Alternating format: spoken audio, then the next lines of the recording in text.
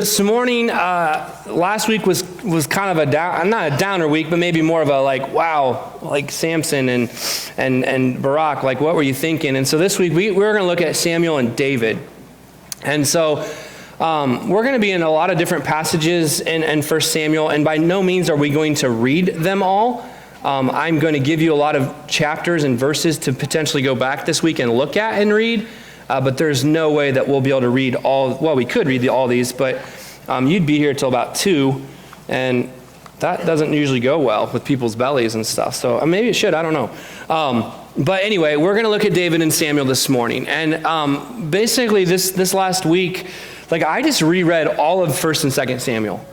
Just kind of read all of it, highlighted some things, looked at some things, because David and Samuel are both mentioned in Hebrews, but they're not like a specific story like Moses and others. And so I just kind of wanted to look through their lives, read through their lives, and just find some attributes that we can glean from, and also trying to look at those as we look at communion as well.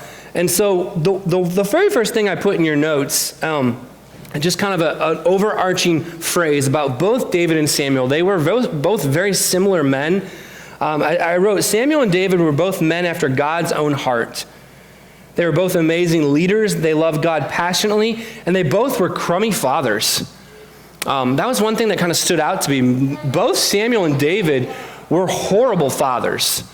They did not do that part well. Yet God still obviously used them. I mean, they were men after God's own heart. They were leaders. They loved God. But they, especially David, just really did not discipline his children well or step in at all. And we see that as David's life falls apart. It falls apart with his children. We ultimately see that, and if you've read 1 Samuel before, the reason that they wanted a king was because Samuel's sons were thieves. They were stealing food, they were stealing money, they were misusing the role that they had as priests, and the people said, we can't trust these people, they're scoundrels. We need a king. And so both Samuel and David struggled in the father category. I just thought that was interesting. But basically, what I want to do is just kind of look at some different passages and just give you kind of 4 aspects of these guys' lives. And so that's the goal this morning. That's what's in your notes. And so again, we're just going to kind of look at a lot of different scripture. I want to make sure I have your notes in front of me so I don't miss anything. And what I did on your notes is I put in red the different passages, just a few of the different passages where you're going to see some of these things. Again, you can read through 1 and 2 Samuel and see all of this over and over, but I tried to put just different, and I put the whole chapters. I didn't just put verses. But I have for the second attribute, we have 1 Samuel 8, 19, 29, 2 Samuel 2, 5, and 15. And so again, you can just read through these different chapters and see these attributes about these guys. And so I just gave you tons and tons of portions of scripture that you can go back and look at later if you want to. But to know kind of where I was coming from and not, again, try to read all of that this morning. So, but if we start off in 1 Samuel chapter 3, it's a story that a lot of you probably know if you've grown up in church or grown up in Sunday school. If you haven't, you've probably not heard this story before, unless you've read through the Bible. But 1 Samuel chapter 3 is the call of Samuel. And so Samuel did not grow up a priest. He was not born of the priestly line. He was born to his mother Hannah, who could not have children. She struggled, she prayed, and finally the Lord said he granted her this baby boy. And she said, when I have this baby boy, he's yours. And so after she got done nursing him and getting him to that whatever that age was back then where they released him, she took him to Eli, who was the kind of the last judge before Samuel, the minister of that time period. She took him to Eli, and he lived with Eli. And so 1 Samuel 3 is this call of Samuel. And if you guys remember, we looked at this several weeks ago. Samuel is the last Ephraimite to lead Israel. Just like Joshua was that first Ephraimite when they went into the promised land. Because remember, Jacob had put that blessing on Joseph's tribes. So here's the last Ephraimite to lead, and he's the one that transitions over to the house of Judah, and eventually, obviously the house of David and the tribe of Judah to become the new leaders of Israel. If you guys remember that when we looked at that before. So, it says, now the boy Samuel was ministering to the Lord. This is chapter 3 of 1 Samuel, in the presence of Eli, and the word of the Lord was rare in those days. And there was not frequent visions. So man, when we think, wow, why aren't we having visions? Why aren't miracles happening? Why is the word of the Lord rare? Well, it was also rare in those days. At this time, Eli, whose eyesight had grown dim and he could not see, was lying down in his place. The lamp of God had not yet gone out. And Samuel was lying down in the temple of the Lord where the ark of God was. The Lord called Samuel and he said, "Here I am." And he ran to Eli. "Here I am, for you called me." But he said, "I did not call you. Lay back down." So he went and laid down. And this happened again and again. Like I said, the third time. The third time, verse 8, it says, the Lord called Samuel again the third time. He arose, went to Eli. He said, "Here I am, for you called me." Then Eli perceived that the Lord was calling the boy. Therefore Eli said to Samuel, "Go lie down, and if he calls you, say, 'Speak, Lord, for your servant is here.'" For your servant hears, So Samuel went and lay down in his place. Then the Lord came and stood, calling out as other times. And the other three times, it doesn't say the Lord came and stood. It just simply says the Lord called. But this time it specifically says the Lord came and stood, calling out at other times, "Samuel, Samuel." And Samuel said, "Speak, for your servant hears." Then the Lord said to Samuel, "Behold, I'm about to do a thing in Israel in which the two ears of everyone who hears it will tingle. On that day I will fulfill against Eli all that I have spoken concerning his house from beginning to end. I will declare to him, I'm about to punish his house forever for the iniquity that he knew, because his sons were blaspheming God and did not restrain them. Therefore I swear that to the house of Eli, the iniquity of Eli's house shall not be atoned for by sacrifice or offering forever." So that's the message this little boy gets. He basically gets told his mentor, his dad, this person he's living with is going to be wiped out. He basically says he laid there till morning. I don't know about you guys, but I wouldn't be able to go back to sleep after that. So he lays there till morning, probably dreading the time that Eli is going to come in and say, "Hey, what did the Lord say?" That's exactly what happened. He tells him everything. So Samuel told him everything. He hid nothing from him. And he said, "It is the Lord. Let him do as he seems good to him." So this is where Samuel picks up. Then if you flip over to 1 Samuel 16, it's the call of David. Again, potentially a story that you might be familiar with. And so at the end of 1 Samuel 3, it says Samuel grew, the Lord was with him, and let none of his words fall to the ground. Man, I love that. Now, you guys can stay in 1 Samuel 16, but I just want to say that again. "And the Samuel grew, and the Lord was with him, and let none of his words fall to the ground." And I was in one of our pastors' meetings with CMC, I heard one of the pastors say about a month ago, he goes, "I feel like I just talk and my words just fall empty. Like no one's listening anymore." And yet here in Scriptures it says Samuel grew, the Lord was with him, and let none of his words fall to the ground. In other words, when Samuel spoke, people listened. They responded, they heard. And this is all of Israel from Dan to Beersheba knew that Samuel was established as the prophet of the Lord. And the Lord appeared again at Shiloh, for the Lord revealed himself to Samuel at Shiloh by the word of the Lord. And so Samuel is this new leader. He has been anointed leader. Eli's family is no longer to be in leadership. If you keep reading in the story, you see that happen. So you go to 1 Samuel 16. Remember, the people have called for a king, and Saul was anointed at king, and we'll look at that one here in a few minutes. And Samuel's like, "Why are you doing this? Why are you rejecting the Lord?" And they said, "We want a king." So Saul has been king. Samuel gave Saul some charges. He said, "Do not do this, this, this, and this." Saul broke all of those. He didn't believe in God. He went to witches, went to other things, and God said, "I'm removing the kingdom from your family." In the scene enters David.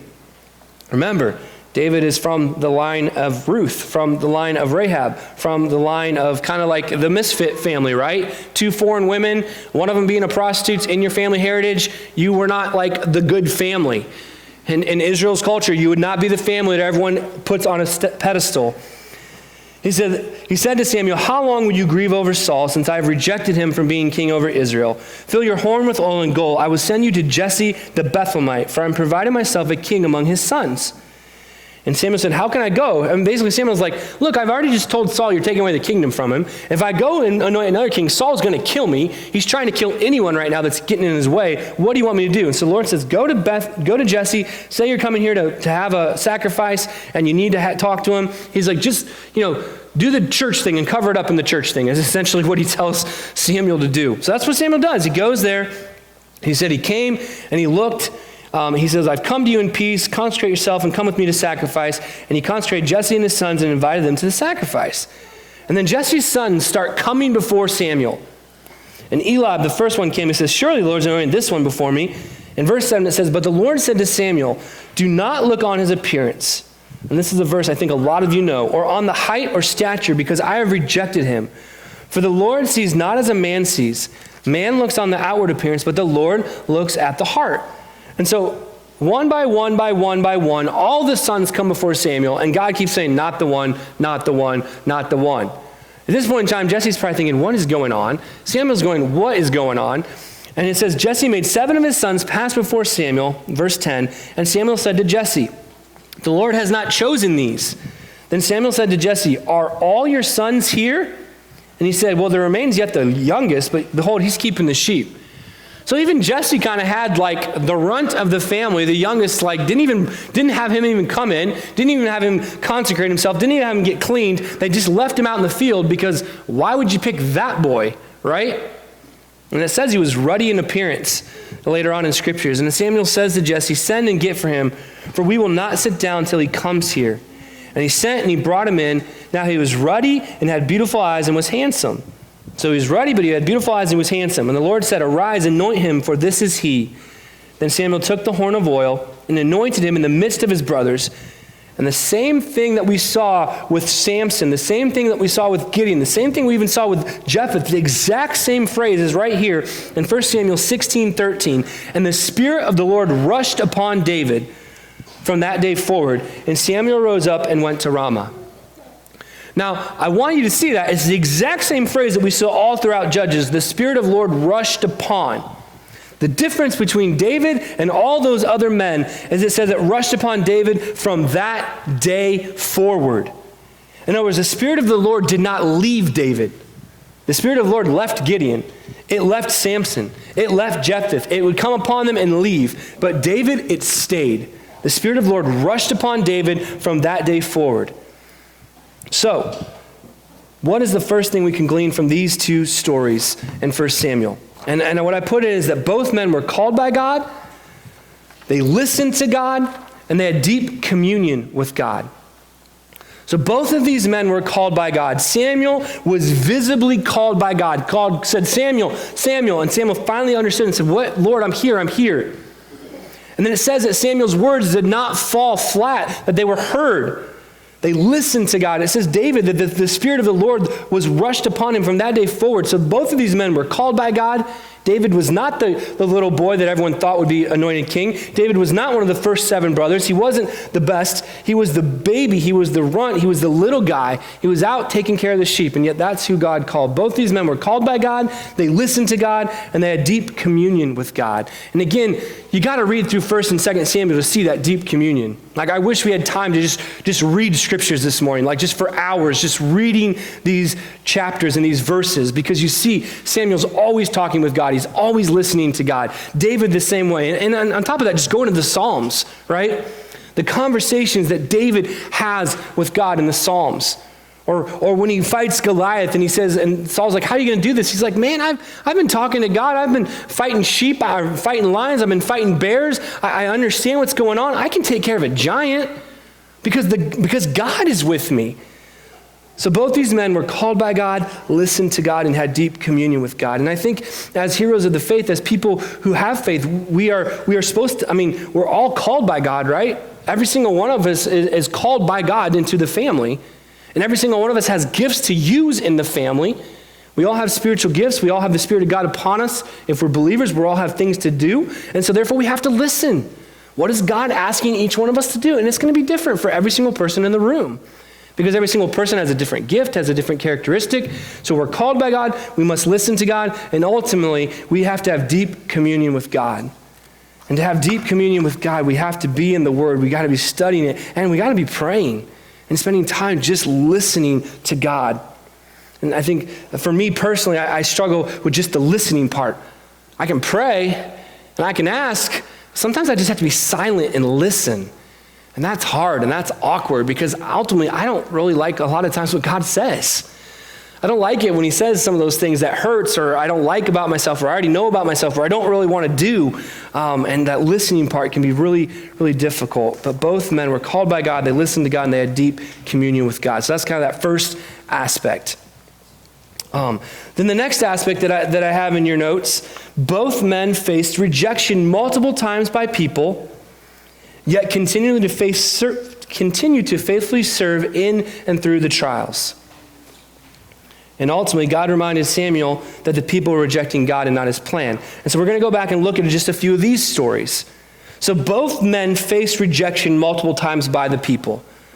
Both David and Samuel battled rejection. Both of them had times where the people abandoned them. The people ignored them. I mean, ultimately, Samuel being the last judge, and the people said, we want a king. We don't want you or God anymore. And that's the first story that we'll look at there in 1 Samuel 8. Then God reminds Samuel that the people were rejecting him and not Samuel. They were rejecting him and his plan. And David was like, oh my goodness. Like Saul tried to kill him multiple times. The Philistines tried to kill him. His own son tried to take him out. I mean, David faced rejection after rejection after rejection.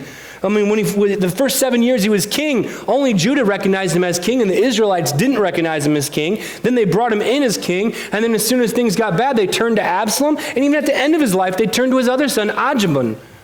And I didn't say that right, and I don't even know how to say it right. But you get the point, right?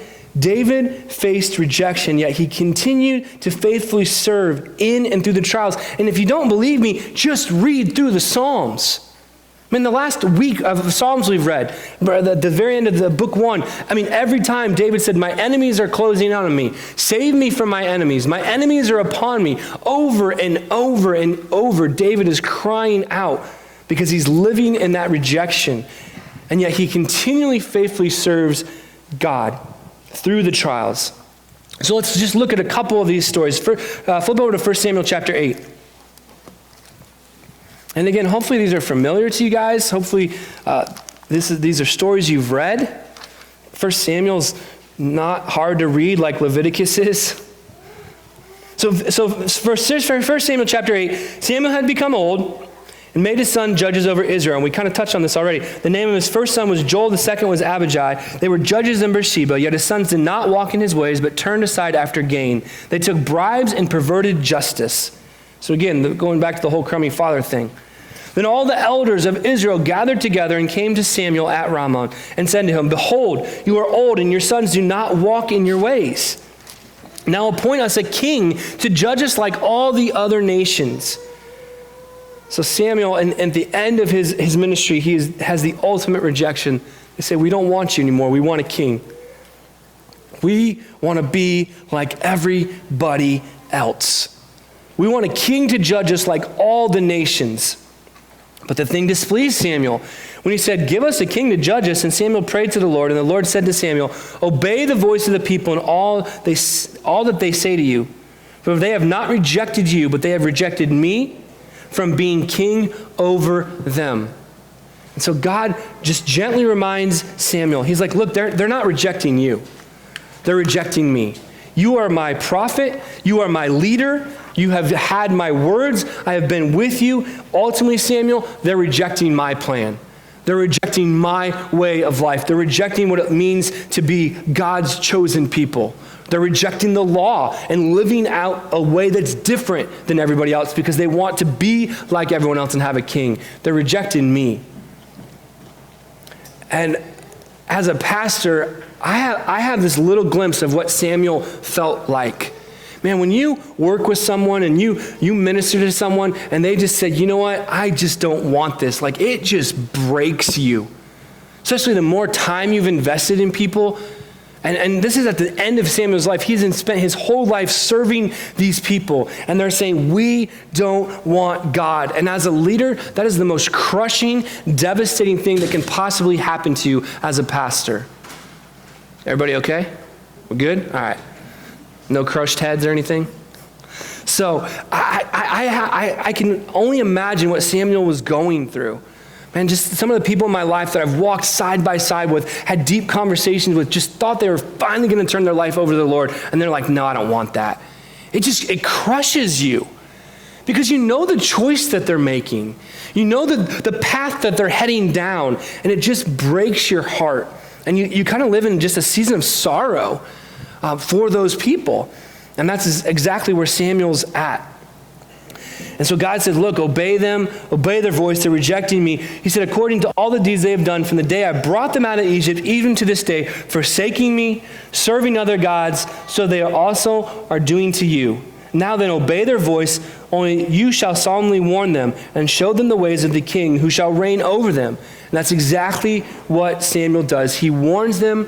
He tells them what it's going to be like to have a king. He says how bad it's going to be to have a king. You're going to lose your daughters, your sons. You're going to lose your fields. You're going to lose your best. You're going to lose your crops. He's like, you still want this? And they're like, yeah, we still want it.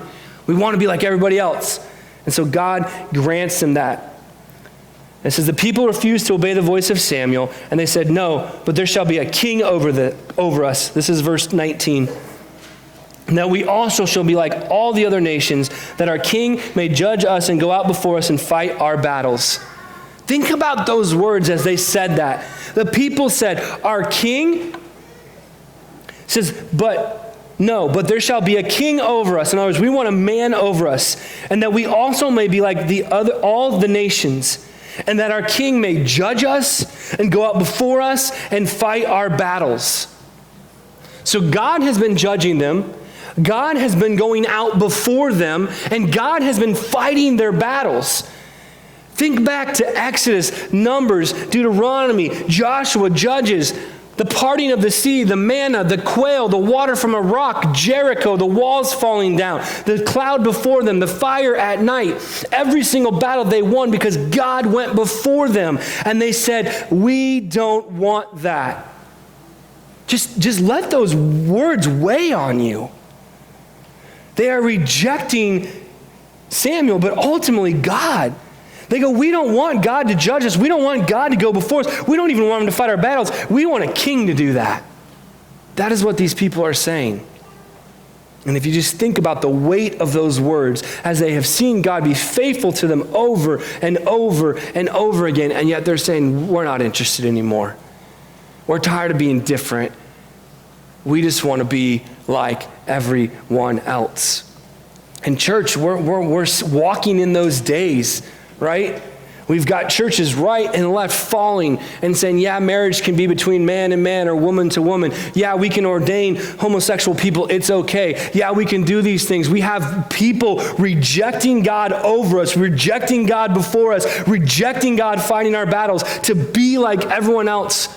Pastors and churches are falling by the wayside in droves, just like Israel rejected God and Samuel. So the point of all that is, if you are faithfully serving God, and if you're faithfully serving through trials, be prepared for rejection.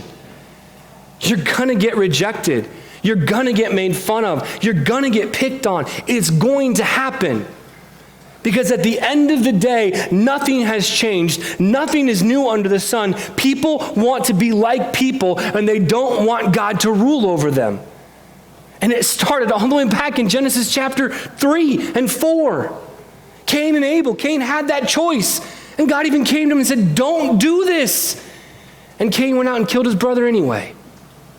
And then what does he do? Then he asked God to protect him. God said, don't do this. Cain does it. And then he says, oh my goodness. And God says, you got to leave my presence. And he said, please protect me. I can't be outside of your presence. And so God says, put a mark on Cain so that others wouldn't touch him. You ever picked up on that?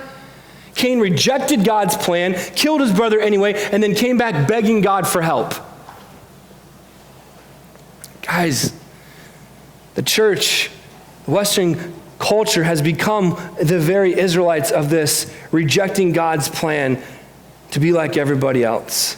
We don't want God to go before us. We don't want God to fight our battles. We'll take care of it ourselves. And so I just urge you, I tell you, as believers, as you stand up in your workplaces, as you stand up for your marriages, as you maybe even stand up in your families for your marriages, you're going to face rejection. It's going to happen. And if it hasn't happened yet, it will happen. Eventually, it will affect all of us. And yet we have to choose to faithfully continue to serve in and through those trials, because God, just like God reminded Samuel right here, look, they're not rejecting you, they're really rejecting me. And that's why I started off with that passage in 2 Corinthians, right? Because if God is in us, if the Spirit is in us, and we have that glorious appearance, just like Moses, then ultimately they're not rejecting us, they're rejecting God. They're rejecting the message that we give them through God. They're rejecting the message of Scriptures, because we are supposed to be mirrors and reflections of what? Christ, right? We are supposed to reflect Christ. Both, all of us, male and female, we are supposed to reflect Christ. So if we're reflecting Christ and they reject us, they're ultimately not rejecting us. They're rejecting the message that God has given us to give. So understand that we'll be rejected, but find comfort in the fact that they're really not rejecting you. They're rejecting God. And it happened to Samuel. And it happened to David. And we'll skip the ones at David, but if you go to verse 19, or chapters 19 and chapter 29, they're both examples of when Saul tried to kill David. 2 Samuel 2, when Abner joins, or Israel finally joins, and then his commander kills him, and he has all that. Again, 2 Samuel 5 and 15, when Absalom, and he has all the rebellion. So again, you can look at those, all the different times that David himself was rejected. Saul constantly trying to kill him. Saul constantly trying to take him out of the picture. And so just for time's sake with having communion, I just encourage you guys to read those. But I think just alone in Samuel's story, you get that point. But that's what's in your notes, is those other verses. And if you're following the notes online, I included one of those stories, 1 Samuel 19, where Saul tries to kill David. And David's wife saves him, and Jonathan saves him, Saul's son, because Jonathan and David were what friendship should look like. They were amazing friends, absolutely amazing friends. So this next one, this third one that I just saw and reading through this, David, and this is more David than Samuel, David exhibits integrity over and over as he walks through adversity. So David exhibits integrity over and over as he walks through adversity. So David has been anointed king, and yet Saul is not dead yet. David has been serving in the king's court, and Saul's been trying to kill him. David is married to the king's daughter, but the wife has been taken away and given to another man. David is now on the run. David was the best general Saul had. He was the best fighter Saul had, and yet David is on the run, and he's been living in the wilderness, and he's been running around. He's trying to just survive. And you get to 1 Samuel 24. Turn to 1 Samuel 24. It says, David spares Saul's life. It says, when Saul returned from following the Philistines, he was told, behold, David is in the wilderness in God. And Saul took 3,000 chosen men out to Israel and went to seek David. And his men in front of the wild goats' rocks, and he came to the sheepfolds by the way. There was a cave, and Saul went in to relieve himself. Now David and his men were sitting in the innermost part of the cave, and the men of David said, here is the day of which the Lord said to you, behold, I will give your enemy into your hand, and you shall do to him as it shall seem good to you. Then David arose stealthily and cut off a corner of Saul's robe, and afterwards David's heart struck him, because he cut off a corner of Saul's robe. He said to his men, the Lord forbid that I should do this thing to my Lord, the Lord's anointed, to put out my hand against him, seeing he is the Lord's anointed. So David persuaded his men with these words and did not permit them to attack Saul. And Saul rose up and left the cave and went on his way. Afterwards, David also arose, went out of the cave, and called for Saul. He said, my Lord the king. And when Saul looked behind him, David bowed with his face to the earth, and David said to Saul, why do you listen to the words of men who say, behold, David seeks to harm you? Behold, this day your eyes have seen how the Lord gave you today into my hands in the cave. And some told me to kill you, but I spared you. I will not put my hand against the Lord, for he is the Lord's anointed. See, my father, see the corner of your robe in your hand. For by the fact that I cut off the corner of your robe and did not kill you, you may know and see that there is no wrong or treason in my hands, and I have not sinned against you, though you hunt my life to take it. David has every opportunity to take out Saul. Saul's in the bathroom, in a cave. His guards probably didn't go with him into the bathroom in the cave. David's in this cave with 600 of his men. 600 against 1. The odds are pretty good in David's favor. And yet David says, no, this is not God's plan, right? David exhibited integrity over and over as he walks through adversity. Even though this man has been trying to kill him, even though this man has him on the run, even though this man has stolen his wife, even though this man has made his life a living misery, David says, I'm going to honor God. I'm not going to take this man's life because he's God's anointed. God will allow me to be king in God's timing. And we see that over and over and over again in David's life. Just 2 chapters over, he spares Saul's life again. In 2 Samuel chapter 2, he spares Abner's life, who's been his lifelong nemesis. And Abner wants to join David and bring the two houses together, bring Israel and Judah together. And again, it's not David that kills Abner, it's Joab. And then when David is anointed king, he forgives those that were against him. And you keep going into 2 Samuel, David shows kindness to Jonathan's son as that promise from the brothers. Right? When Absalom comes along and takes over the kingdom, it says that David forgives Absalom. He cries when Absalom is killed, and his own leader of the army has said, dude, you got to come out here and do your job. And as he re-enters Jerusalem in the end of 2 Samuel, he forgives his enemies. It specifically says that in 2 Samuel 19, starting in verse 16, David pardons his enemies. So all these people that were against David, David forgives over and over and over. And you see this all throughout the Psalms. David exhibits integrity over and over as he walks through adversity. And I wrote, he spares his enemies, he forgives his enemies, he holds his promise to Jonathan and basically puts his crippled son, Jonathan's crippled son, at his table and gives him the same favor as the king's sons. He welcomes his enemies to the table with Abner and welcoming him in because he wanted war to be over. And even handled correction and rebuke. Every single time that somebody came in, specifically Nathan, came in to rebuke David or correct David, especially with the Bathsheba incident, but even later on in the census incident, every single time that they came in, David took it, and he heard it, and he immediately repented and returned to the Lord. He didn't fight it like Saul did. He didn't argue it like Saul did. He repented it, and he heard it. David shows integrity over and over. I think that should be a characteristic of our lives. As we walk through adversity, as we walk through challenges, are we showing integrity? Or do we become just like the world? The last thing I saw in David, specifically again in David, but Samuel as well, and this is the probably the funnest one about David. And again, we see it all over the place. And you can flip over to 2 Samuel 6. And this is where we'll end this morning and then head into our time of communion. 2 Samuel 6. And so David is now officially king. David is king over all of Israel, and the ark is still not home. And so the ark begins to be brought to Jerusalem. Along the way, somebody dies, and so they get kind of anxious, and they leave it there for a while, but eventually it makes its way back to Jerusalem.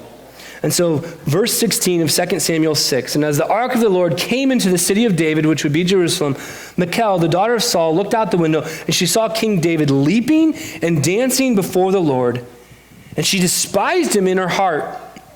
And they brought in the ark of the Lord and set it in its place inside the tent that David had pitched for it. And David offered burnt offerings and peace offerings before the Lord. And when David finished offering the burnt offerings and peace offerings, he blessed the people in the name of the Lord of hosts. And he distributed among all the people, the whole multitude of Israel, both men and women, a cake of bread, a portion of meat, a cake of raisins to each one. And then all the people departed, each to his own house. And David returned to bless his household. And Michal, the daughter of Saul, came out and met David. How the king of Israel honored himself today, uncovering himself today before the eyes of his servants, female servants, and as one of the vulgar fellows shamelessly uncovers himself. In other words, David was dancing in his underwear, if you didn't figure that out. Now, it's not the same way we wear underwear today, but David stripped down to his least clothing. He took off his royal robes. He took off everything that says, I'm better than all of you. And he was with the everyday people, just dancing and rejoicing and praising and letting it all out there. And his wife was ashamed of him. You're a king. You have an image to maintain. How dare you do that? How dare you worship like that? And David said to Michal, it was before the Lord who chose me above your father and above all his house to appoint me as a prince of Israel and the people of the Lord. I will celebrate before the Lord, and I will make myself yet more, wow, I can't even say that word, contemptible than this. And I will be abashed in your eyes, but by the female servants of whom you have spoken for, but then I shall be held in honor. And Michal, the daughter of Saul, had no child to the day of her death. I don't like the ESV's version of that. I like NIV's version better. Right? He's like, and the NIV it says, I'll be even more unashamed than this. He's like, I don't care. I was worshiping the Lord. Who are you to tell me I can't worship? You think this is bad? Wait till you see the next time I go out and worship. You'll really be embarrassed in this. He goes, I was before the Lord. And because of this, because of her pride, her arrogance, whatever it was, the Lord kept her barren, and she never actually had a child to the day of her death. I think it's appropriate that we end with this, because tonight there's several people in our church that will be participating in the Getty's Worship Conference over the next few days. And I wrote down in your notes, and again, you can look at this passage. The next part of chapter 7, the Lord makes his covenant with David, telling him basically the Messiah is going to come for him. There's David's prayer of gratitude, and he prays before the Lord. You see this again in 2 Samuel 12. Again, his prayer before the Lord, or you see that rebuke. 2 Samuel 18 is actually what I meant, not 12. Sorry about that. You see these things, and then again also all of the Psalms. So you see Dave pray, and so what I wrote is I said, as men and women of God, we are called to pray, praise, worship. In parentheses, I put sing, dance, and even lament. And so 12 and 18 would be examples of praying and lamenting. 12 is when he's repenting before Nathan. 18 is when he's weeping and lamenting over the loss of his son. And again, just all throughout the Psalms. As men and women of God, we are called to pray, praise, worship, dance, and even lament. All of these things are acts of worship. And all of these things should be aspects of our walk with the Lord. Man, there's so many different ways to worship. There's so many different ways to praise. And we see that in David's life. Sometimes he was praying. Sometimes he was writing songs. Sometimes he was writing poems. Sometimes he was just praising. Sometimes he was just singing. He even danced. And he definitely lamented and cried and asked questions. All of that are aspects of not only David, but Samuel as well. And I'm guessing that, most of us have sang and worshiped. A lot of us have praised. We've all prayed. Probably a lot of us haven't danced. That's okay. Maybe you can't dance. Maybe you just don't want to dance. Maybe you don't want to embarrass people. But man, if the Lord, puts a little beat in your leg, it's okay to move it. It's okay to clap your hands. It's okay to put your hands up. But the one that I really wondered about is the lamenting. How many of us have actually lamented before the Lord? How many of us have ever just cried out our pain, our anguish, and our suffering, and just laid it at his feet, and then just sat there quietly while he ministers to us? Because if you notice in the Psalms, every single time David lamented, he started with the lament and it ended with the praise. He would lament and cry out, and we don't know how much time took place in those places, because we read the Psalms and he's lamenting one verse and he's praising the next verse, but for all we know, it could have been a week, it could have been a month, it could have been a year in between there. We don't know. But what we do see is that David would lament, God would minister to him, and then he would praise God. And every single time, even Job is the same way. Every single time, Lamentations is the same way. Every single time you come to scriptures where there's a lament, it always ends with a praise or a prayer. Because these men and women of God saw that even in their lamenting, God was still who he was. He was still good, and they wanted to praise that. That's why I put all of these things are acts of worship and should be aspects of our walk with the Lord. Both these men made mistakes and had flaws, but they had communion with God. They repented and turned from their mistakes, always running back to God. Both these men made mistakes and had flaws, but they had communion with God. They repented and turned from their mistakes and always ran back to God. And that's what I saw this week as just reading through 1 and 2 Samuel, these four attributes. And I just thought that last one was a perfect way to head into communion, right? Because all of us have mistakes. All of us have flaws, right? But the point of all of that is to make sure that we have communion with God. Do we have that communion with God? Are we willing to repent and run back to God like we see with Samuel and David? And that's part of what the communion table is all about, right? Part of the communion table is remembering, of course, remembering what God did, thanking God for what he did, but also taking time for an inward look. Like, man, what do I need to repent of? What do I need to, what flaw do I need to present before the Lord? What flaw or mistake do I need to ask forgiveness for? Is there someone else I need to go and ask forgiveness of? Because ultimately the communion table is to bring us back into communion with God by remembering what he did in his broken body and his blood and his death for us, but to bring that communion, to heal that communion. So whatever's been keeping us away from God, whatever sin has been wedged in there, we're laying that down and we're beginning to have our communion back with God. We're running back to God. That is what I hope we do this morning with communion. And so Velma's going to come up and she's going to just start playing.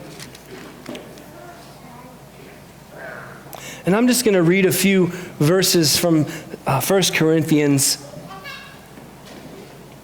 11:17. Hopefully you grabbed a communion cup as you came in.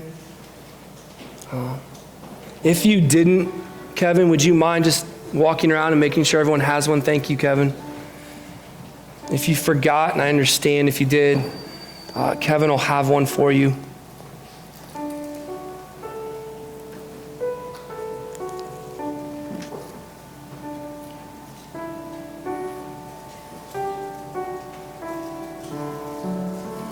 I just want to read these verses from 1 Corinthians 11. It says, "But in the following instructions I do not command you, because when you come together, it's not for the better, but for the worse. For in the first place, when you come together as a church, I hear that there's division among you. And I believe in part, for there must be a factious among you in order, that those who are genuine among you may be recognized. When you come together, it is not the Lord's Supper that you eat. For in eating, each one of you goes ahead as his own meal. One goes hungry and another gets drunk. What? Do you not have a house to eat at and drink in? Or do you despise the church of God and humiliate those who have nothing? What shall I say to you? Shall I commend you in this? No, I will not. For I received from the Lord what I also delivered to you, that the Lord Jesus, on the night when he was betrayed, took the bread.